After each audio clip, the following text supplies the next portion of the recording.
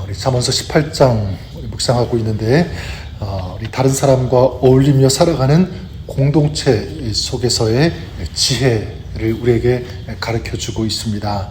어제 나누었던 것처럼 전반부 1절부터 12절까지에서는 참으로 지혜로운 사람은 어떤 사람인가, 자신의 마음을 주장하지 않는 사람, 그리고 샘물과 같은 입술을 사용하고 성실함과 겸손함으로 하나님을 의지하는 사람이 지혜로운 사람이라는 것을 우리가 보았고요.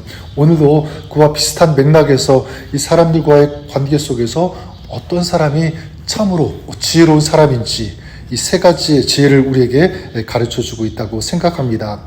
첫 번째가 어떤 사람이냐면 다른 사람들의 말을 경청할 수 있는 사람이다 라는 것입니다. 13절에 이렇게 말씀하고 있죠. 사연을 듣기 전에 대답하는 자는 미련하여 욕을 당하느니라. 사연을 듣기 전에 대답하는 자는 미련하다, 욕을 당한다. 이것은 어떤 의미가 있습니까? 수치를 당한다는 그런 의미겠죠. 섣불리 자기 의견을 말하기에 앞서서 상대방의 말을 충분히 듣고 또 상대방의 그 상황을 이해해야 한다라는 것을 우리에게 가르쳐주고 또 강조하고 있습니다.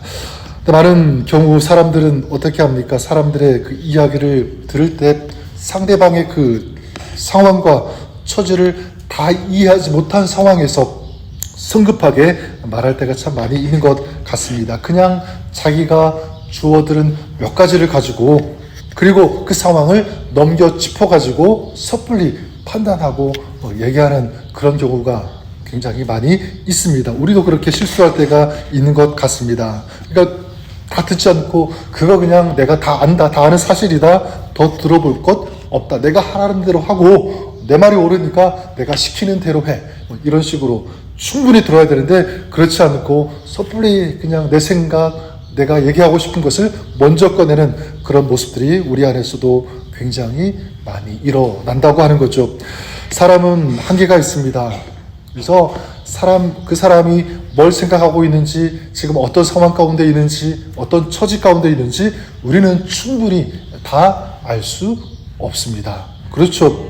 자, 이런 한계가 있음에도 불구하고 그렇다면 충분히 들어야 되는데 다 들어도 다 이해하지 못하는 게 우리 사람인데 듣지 않고 먼저 성급하게 조언하거나 얘기해 주려고 하는 그런 모습들이 있다고 하는 사실입니다. 이것은 미련한 자다라고 성경은 정확하게 또 분명하게 말씀하고 있다는 사실입니다. 하지만 지혜로운 사람은 그렇지 않다고 믿습니다. 지혜로운 사람은 그래요, 귀를 기울이는 사람입니다. 그래서 누군가의 상황이나 처지를 함부로 판단하지 않는 사람이겠죠. 저는 저와 여러분들이 그럴 수 있기를 바랍니다. 여러분, 말에 이 귀를 기울인다는 것, 이것은 저는 하나님의 성품이라고 믿습니다. 성경에 보면 대표적으로 그 아담과 하와가 죄를 짓고 숨었을 때 하나님께서 그들에게 뭐라고 물으십니까? 아담아, 내가 어디 있느냐? 어찌하여 숨었느냐?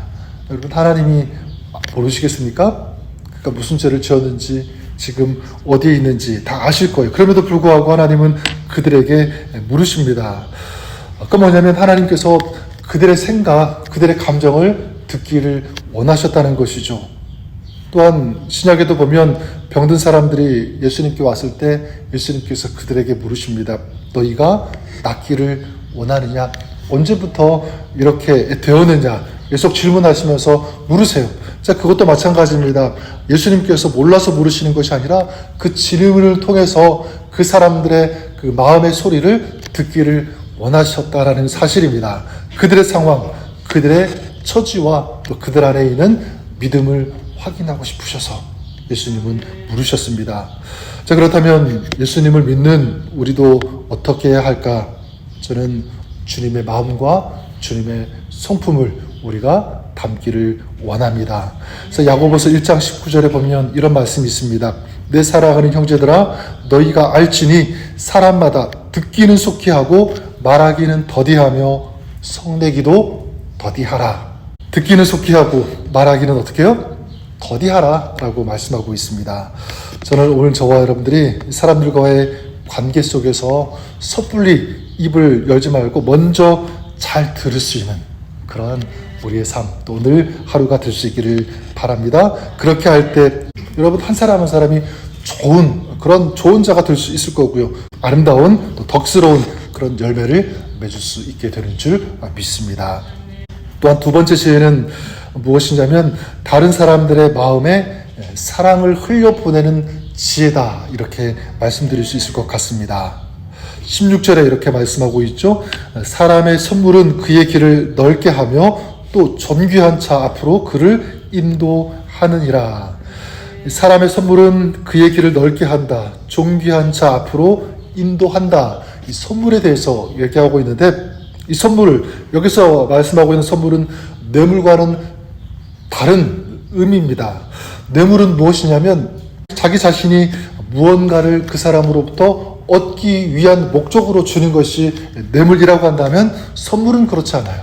선물은 존경하는 사람에게, 특별히 사랑하는 사람에게 즐거운 마음을 주기 위해서 드리는 그 목적이 있는 것이 바로 선물입니다. 자, 따라서 이 뇌물은 주는 사람의 목적이 중요하고 선물은 받는 사람의 마음이 중요한 것입니다.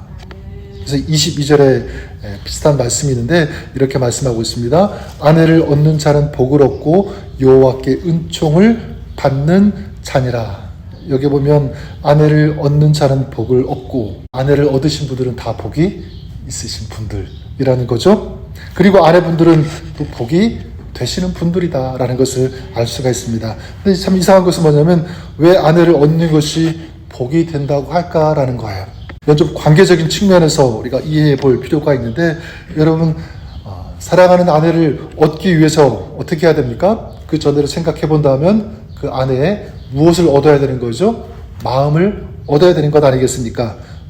또 마음을 얻기 위해서는 어떻게 합니까? 그 사람을 진심으로 사랑해야 되고 이해해야 하고 배려하는 그런 자세가 필요하다는 것이죠. 자, 그렇기 때문에 아내를 얻는다는 것은 뭐냐면 다른 사람을 사랑할 줄 아는 사람이다. 그러니까 다른 사람에게 그 마음을 흘려보낼 수 있는 그런 사람, 바로 이 사람이 지혜로운 사람입니다. 다른 사람에게 사랑으로, 배려로, 이해로 흘려보낼 수 있는 그런 사람. 자, 이 사람이 진정 지혜로운 사람이고요. 여기 보니까 그 사람이 하나님의 은총을 받는 사람.